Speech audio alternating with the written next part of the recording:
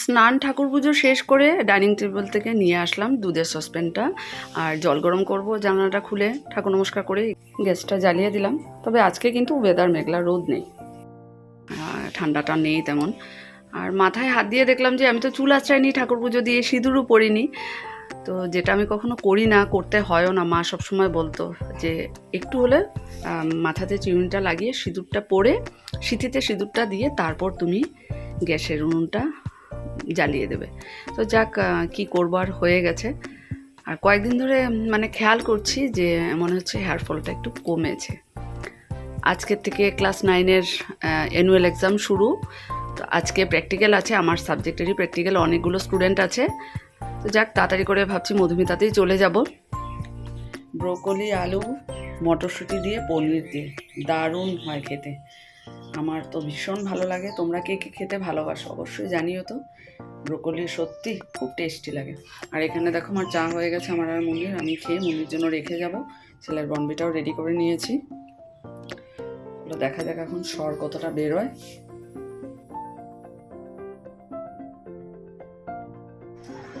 বেরোলাম।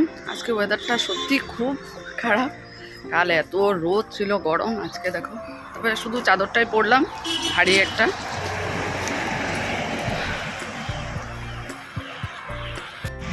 বাসের অপেক্ষা করছি।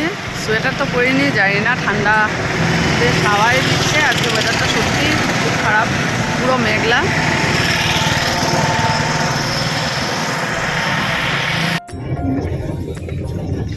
দেখো মেঘে পুরো ঢেকে আছে।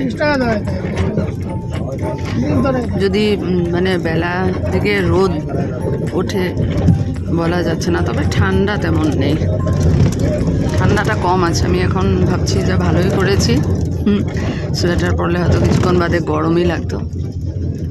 আর গাড়ির জানালাগুলো সব মানে বন্ধ করাই আছে।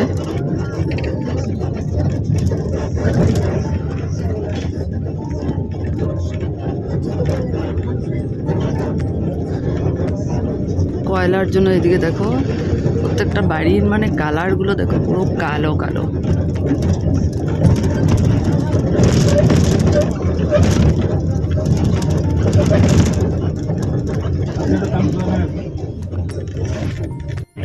আর 2-3 মিনিট বাসের থেকে নামবো। আজকে থেকে শুরু হলো ক্লাস 9-এর অ্যানুয়াল এক্সাম।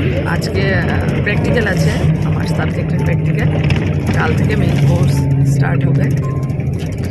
চলো দেখতে দেখতে ম্যাট্রিক শেষ হয়ে ক্লাস 9-এরও পরীক্ষা চলে আসলো। চলো,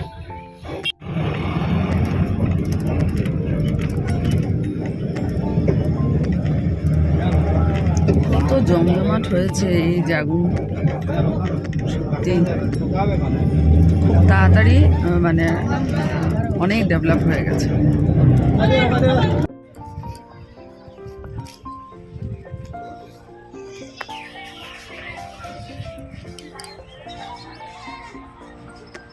এমনি স্কুলের প্রেয়ার শেষ হলে এত ভালো লাগছে দেখতে। আর এই আমরা যাচ্ছি আমার স্কুলে, ডিপিজি জাগুন হাই স্কুল। আজকে তো শুধু আমার মিউজিক প্র্যাকটিক্যালের স্টুডেন্টই আসবে।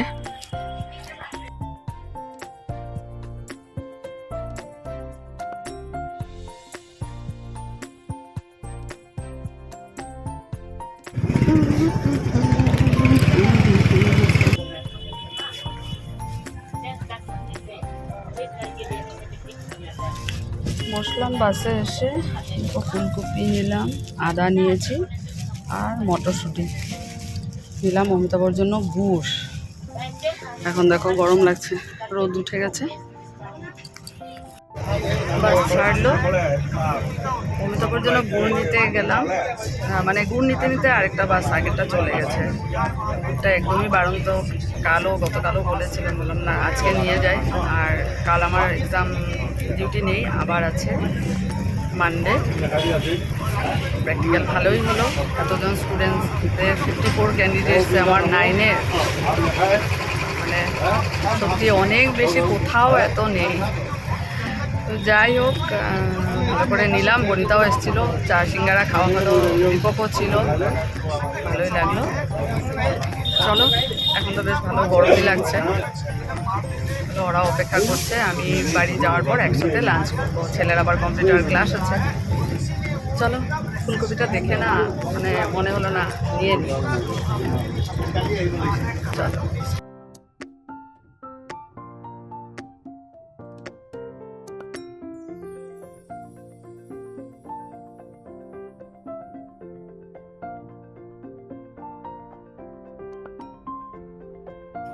খাওয়া দাওয়া মাত্র শেষ করলাম, ছেলে কম্পিউটার ক্লাসে চলে গেছে। এখান থেকে দেখছি দুটো শালিক করে বসে আছে, দেখতে এত ভালো লাগছে।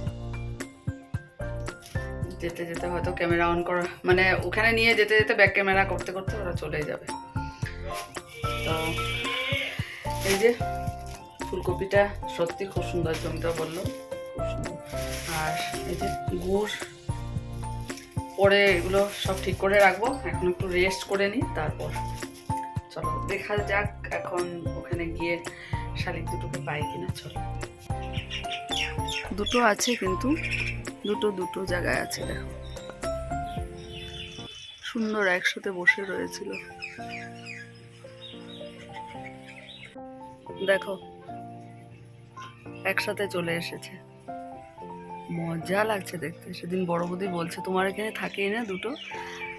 হ্যাঁ প্রায়ই থাকে, ছোট উনিও বলছে। চলো, আমি এদিকে ভিডিও করছি। দেখো একটা আমি ভিডিও করছি, আর উপরে না আমাদের এই যে এই গাছেও যে ডাকছে শালিক পাখি আছে, এখানেও আছে জাম গাছে। জামের কিন্তু কলি চলে এসছে, ফুল মানে ফুল চলে এসেছে।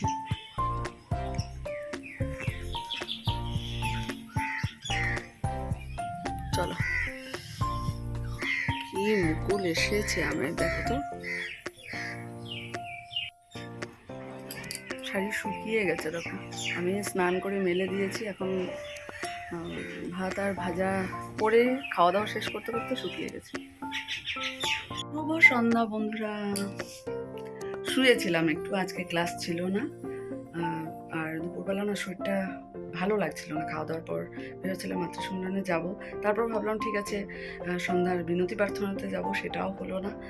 মানে শোয়ার পরে মানে কেমনই যেন একটা লাগছিল। তারপর আবার রেডি হয়ে যাবো, যাক আজকে আর যেতে পারলাম না, ভালো গরম লাগছিল। তো ছেলে তো ফ্যান চালাচ্ছে কখনো, আমি আর চালাইনি, বেড কভার নিয়ে শুয়েছিলাম। চলো যাবো এখন রান্নাঘরে, দুধ চাল হবে। তো চলে এসেছে, চা বানাবো। ছেলে কম্পিউটার ক্লাস থেকে এখনও বাড়ি আসেনি, ওর অ্যাসাইনমেন্টগুলো রেডি করছে। তো বাবার কাছে বসে করতে ওর সুবিধা হয়, বলে গেছে মার আসতে লেট হবে। চলো,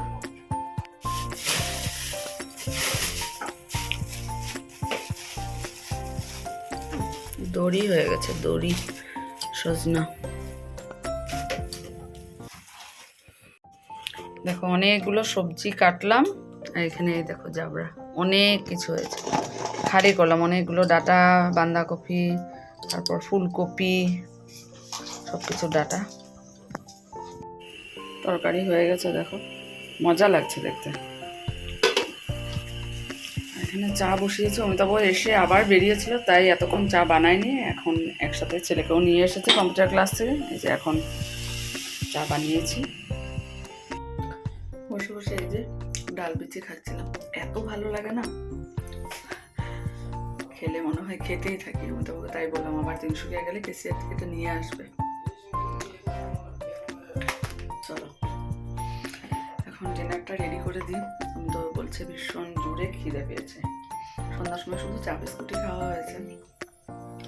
চলো রেখে দিই, আবার কাল একটু খাবো, ভীষণ ভালো লাগে খেতে। ঠান্ডাটা অনেক কমেছে, তাই ভারী ব্ল্যাঙ্কেটটা নিলাম না, পাতলা নিয়েই শুয়েছি।